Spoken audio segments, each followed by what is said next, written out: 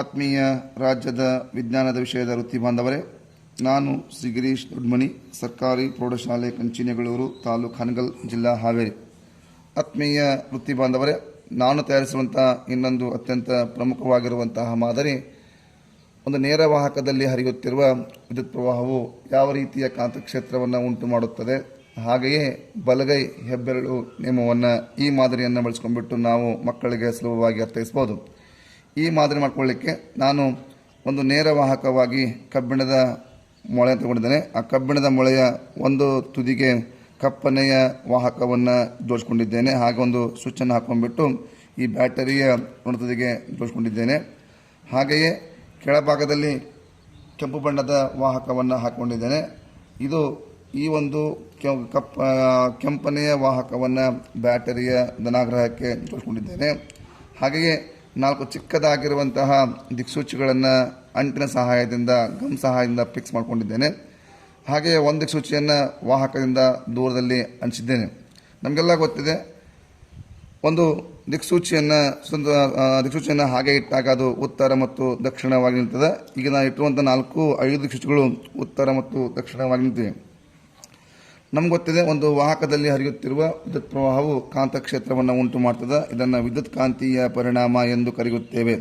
ಹಾಗಾಗಿ ನೇರ ವಾಹಕ ಉಂಟಾಗುವಂಥ ಕಾಂತಕ್ಷೇತ್ರ ಯಾವ ದಿಕ್ಕಿಗೆ ಇದೆ ಅನ್ನೋದನ್ನು ಪತ್ತೆ ಹಚ್ಚಬೇಕಾದ್ರೆ ನಮಗೆ ಬಲಗೈ ಹೆಬ್ಬೆರಳು ನಿಯಮ ಅಂತದೆ. ಆ ಬಲಗೈ ಹೆಬ್ಬೆರಳು ನಿಯಮದಲ್ಲಿ ನಮ್ಮ ಹೆಬ್ಬೆರಳು ಹಿಡ್ಕೊಂಡಾಗ ಈ ಒಂದು ಹೆಬ್ಬೆರಳು ವಿದ್ಯುತ್ ಪ್ರವಾಹದ ದಿಕ್ಕನ್ನು ತೋರಿಸಿದರೆ ಮಡಚಿದ ಅಥವಾ ಮುದಡಿದ 4 ಬೆರಳುಗಳು ಕಾಂತಕ್ಷೇತ್ರದ ದಿಕ್ಕನ್ನು ತೋರಿಸ್ತದೆ. ಹಾಗಾದರೆ ನಮ್ಗೆ ಗೊತ್ತಿದೆ, ವಿದ್ಯುತ್ ಪ್ರವಾಹದ ದಿಕ್ಕು ಯಾವಾಗಲೂ ಬ್ಯಾಟರಿಯ ಧನತುದಿಯಿಂದ ಋಣತುದಿಗೆ ಹೋಗ್ತಾ ಇದೆ. ಅಂದರೆ ನಾನೀಗ ಒತ್ತುಗುಣಿನ ಹಾಕಿದಾಗ ಏನಾಗ್ತದೆ, ವಿದ್ಯುತ್ತು ಈ ಥರ ಹೋಗಿಬಿಟ್ಟು ಇಲ್ಲೇ ಬಂದುಬಿಟ್ಟು ಈ ಥರ ಇಲ್ಲಿಗೆ ಬಂದುಬಿಟ್ಟು ಏನಾಗುತ್ತೆ, ಕೆಳಗಿಂದ ಮೇಲಕ್ಕೆ ಹರಿತಾ ಇದೆ. ಅಂದರೆ ಇದು ವಿದ್ಯುತ್ ಪ್ರವಾಹ ದಿಕ್ಕಾಗ್ತದೆ. ಈ ರೀತಿ ವಿದ್ಯುತ್ ಪ್ರವಾಹ ದಿಕ್ಕಿದ್ದಾಗ ಏನಾಗ್ತವೆ, ಈ ಎನ್ ಧ್ರುವಗಳು ಗಡಿಯಾರದ ವಿರುದ್ಧ ದಿಕ್ಕಿನಲ್ಲಿ ಜೋಡಣೆ ಆಗ್ತವೆ. ಅಂದರೆ ಅಪ್ರದಕ್ಷಿಣೀಯವಾಗಿ ಜೋಡಣೆ ಆಗ್ತವೆ. ಈ ರೀತಿಯಾಗಿ ನಾವು ಸುಲಭವಾಗಿ ಮಕ್ಕಳಿಗೆ ಒಂದು ಬಲಗೈ ಹೆಬ್ಬೆರಳು ನಿಯಮವನ್ನು ಹೇಳ್ಬೋದು. ಹಾಗೆ ನೋಡಿ, ಈಗ ನಾನು ಒತ್ತುಗುಣಿನ ಹಾಕ್ತಾ ಇದ್ದೇನೆ. ಈಗ ವಿದ್ಯುತ್ ಪ್ರವಾಹವು ಕೆಳಗಿಂದ ಮೇಲಕ್ಕೆ ಬರ್ತಾ ಇದೆ, ಅಂದರೆ ಹೆಬ್ಬೆರಳಾಯಿತು.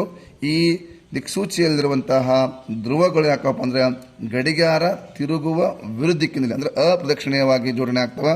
ಜಸ್ಟ್ ವೀಕ್ಷಣೆ ಮಾಡಿ. ನಾನೀಗ ಒತ್ತುಗುಂಡಿನ ಹಾಕ್ತಾ ಇದ್ದೇನೆ.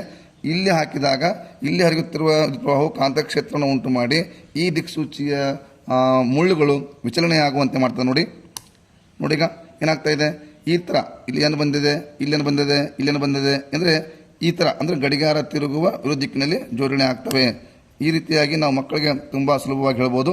ಅಷ್ಟೇ ಅಲ್ಲ, ಮತ್ತೊಮ್ಮೆ ಒತ್ತುಗುಂಡು ಹಾಕ್ತಿದ್ದೇನೆ. ಹಾಕಿದಾಗ ಏನಾಗುತ್ತೆ ಅಂದರೆ ಈ 4ಕ್ಕಿಂತ ಇದು ಕಡಿಮೆ ವಿಚಲನೆ ಆಗ್ತದೆ. ಕಾರಣ ಏನಪ್ಪ ಅಂದರೆ, ಒಂದು ನೇರ ವಾಹಕ ಉಂಟಾಗುವಂಥ ಕಾಂತಕ್ಷೇತ್ರವು ಏಕ ಕೇಂದ್ರೀಯ ವೃತ್ತಾಕಾರ ಇರುತ್ತದೆ.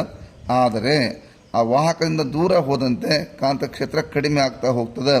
ಆ ಕಾರಣಕ್ಕಾಗಿ ಇಲ್ಲಿರುವಂತಹ ಕಾಂತಕ್ಷೇತ್ರ ತುಂಬ ಹೆಚ್ಚಾಗಿರೋದ್ರಿಂದ ಈ ದಿಕ್ಸೂಚಿಯಲ್ಲಿರುವಂತಹ ಮುಳ್ಳುಗಳು ಹೆಚ್ಚು ವಿಚಲನೆ ಆದರೆ ಇದು ಕಡಿಮೆ ವಿಚಲನೆ ಆಗ್ತದೆ. ಮತ್ತೊಮ್ಮೆ ವೀಕ್ಷಣೆ ಮಾಡಿ. ನಾನೀಗ ಮತ್ತೆ ಒತ್ತುಗುಂಡು ಹಾಕ್ತದೆ.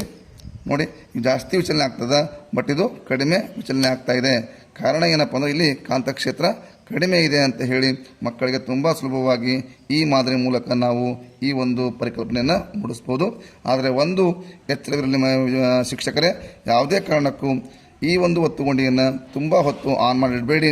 ಏಕೆಂದರೆ ಇಲ್ಲಿ ನೇರವಾಗಿ ಧನತುದಿ ಮತ್ತು ಋಣತುದಿಗಳು ಪರಸ್ಪರ ಸಂಪರ್ಕ ಹೊಂದಿರೋದ್ರಿಂದ ರೋಸ್ವಮಂಡಲ ಆಗಿಬಿಟ್ಟು ಹೆಚ್ಚಿನ ಉಷ್ಣ ಉತ್ಪತ್ತಿಯಾಗಿ ನಿಮ್ಮ ವಾಹಕ ತಂತಿಗಳು ಹಾಗೂ ಈ ಬ್ಯಾಟರಿಯ ಹೋಲ್ಡರ್ ಸುಟ್ಟು ಹೋಗುವ ಸಂಭವ ಇರ್ತದೆ. ಹಾಗಾಗಿ ಸಾಧ್ಯವಾದಷ್ಟು ತಕ್ಷಣವನ್ನು ಹಾಕಿ ತಕ್ಷಣ ಮತ್ತೆ ಆಫ್ ಮಾಡಿಬಿಡಿ.